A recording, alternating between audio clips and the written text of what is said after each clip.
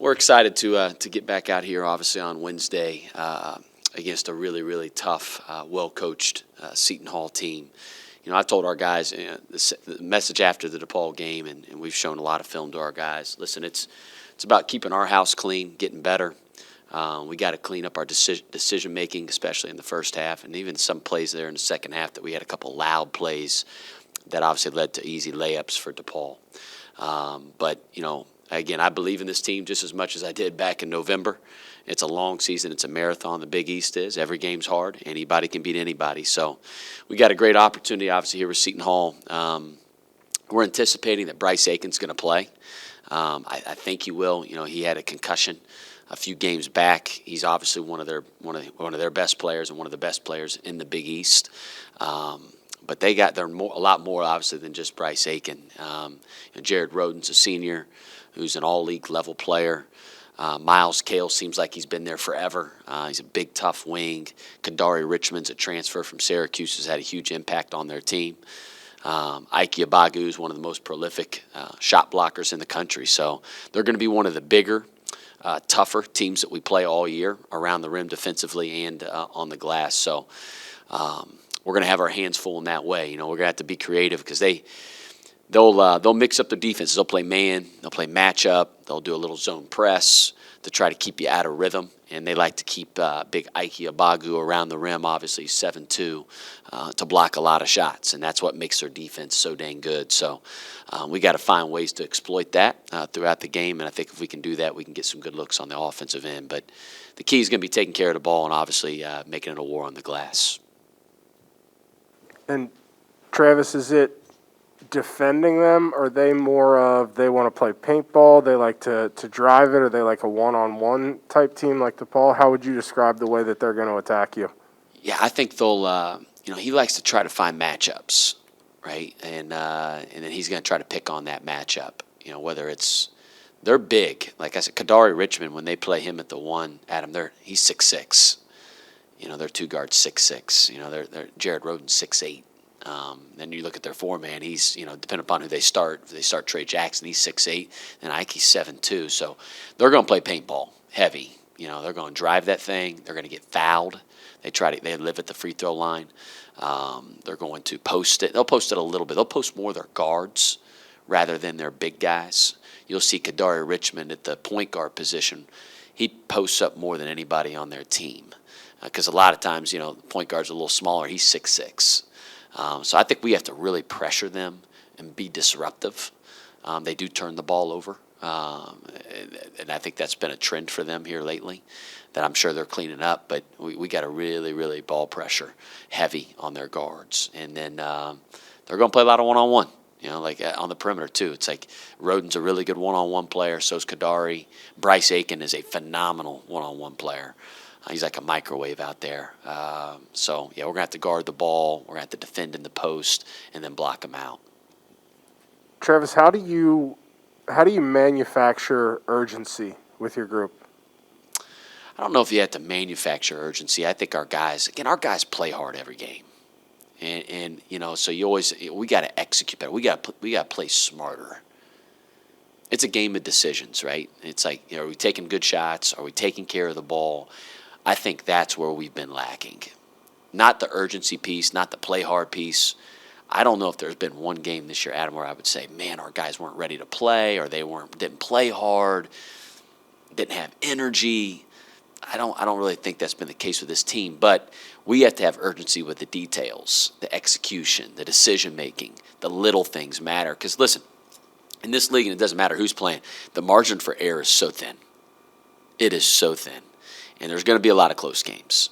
And we have to be able to execute, again, in possession 1, just like we would in possession 55 in the game. All the possessions are worth the same. And that's where we got to be. That's where we got to be a heck of a lot better. It seems like, you know, and this kind of, it varies game to game, obviously, because shooting is a streaky thing. But it seems like your offense, how dependent is it on Nate or Adam sort of finding some buckets and getting going? Because, you know, when you don't have that outside presence, and I guess I'm just wondering, like, how much more do you need to sort of look to get them involved earlier in games, or have you tried to do that and it just hasn't worked? Yeah, I think our ball's got to move better. I think, you look at a guy like Nate. Nate's a phenomenal shooter, but he needs help to get his shots. And, same thing a little bit with Adam. Adam's probably a little better one-on-one player than Nate, even though Nate may argue that. But AK can get his own shot a little bit more than what Nate maybe can. And so those guys need help. And, so we got to rely on guys like Zach on post-ups, Colby, Paul on drives, that when you get two guys on you, that means somebody's open, right? The ball's got to move. The ball will find the open guy. And I think if we have that mentality, I think that will help those guys. I really do. And then they also have to take the right shots, though. And I think that's incredibly important. I think sometimes when you feel like maybe you haven't shot in a while or you haven't touched it in a little bit, you force one. And that's not the right thing either. So I think a little bit of it is, I think the biggest part is the ball movement piece will help those two guys because I think they're both rhythm players. And then I also think, our execution and set plays has to be a little bit better as well to help get those guys loose. Our screening's got to be better. You mentioned this on Saturday after the DePaul game, but you talked about, I don't know if we need to play with our starting lineup. And I'm just curious, you probably put more thought into that. Where are you at in that? Do you anticipate making changes? You've already tried changing it once. Can you talk us through what your thought process is there? Yeah, I think, again, it's been a trend, and it's been funky. We weren't like that in the non-conference, so it's not like we played bad teams in the non-conference. I really believe with our team, if we would just move the ball side to side, we'd be amazed what would happen. I firmly believe that. Our decision-making early in games is poor. It's got to be a lot better. And, whether that's, Adam, changing up starting lineups, I don't know if it matters. I shouldn't say it doesn't matter. It does matter, but, our guys have to value possession 1 and 2 and 3 and 4 just as much as they do 60.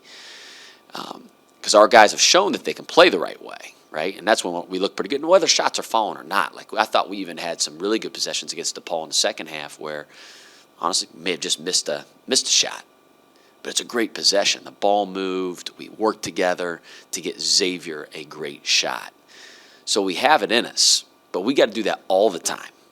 When you pick and choose, and when you force things in basketball, you're not going to look good. And that's where I think our group's got to grow up. We have to mature.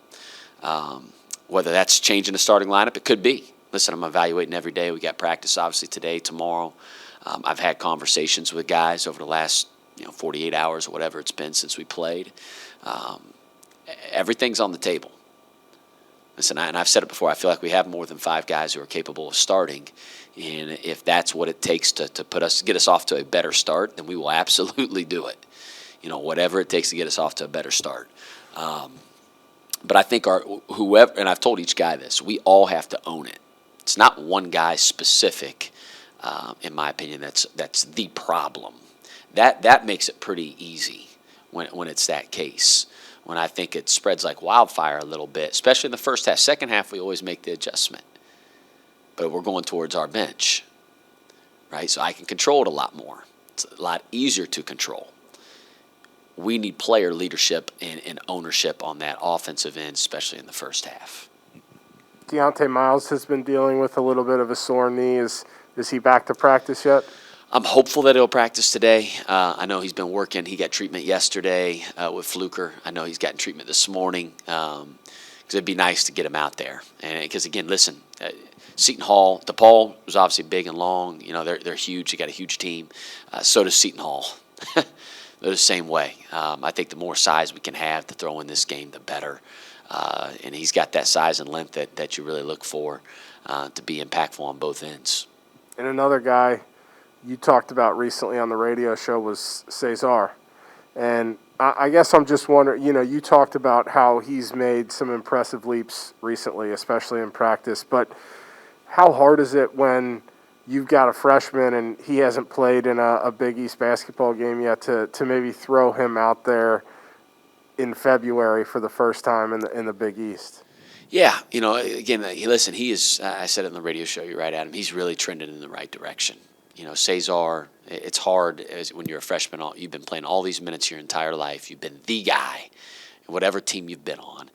All of a sudden you're not playing. And, how does your attitude, what's your effort look like? Cesar's been that guy. He's been super coachable. Comes to work every single day, comes to practice every day with the right mindset. And it's allowed him to get better. And his skill set has improved a ton. His body has really changed since he first got here. His athleticism has changed.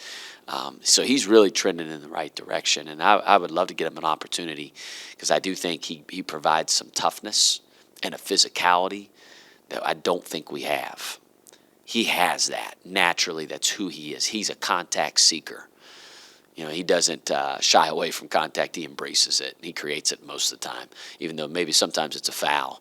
But he loves it, though. And I think that gives him an ability with his skill set and the ability to seek out contact. Man, you got a chance to be pretty dang good. So he's trending in the right direction. When his opponent told him the other day, listen, hey, when I met with him individually, be ready for your opportunity because he is heading in the right direction.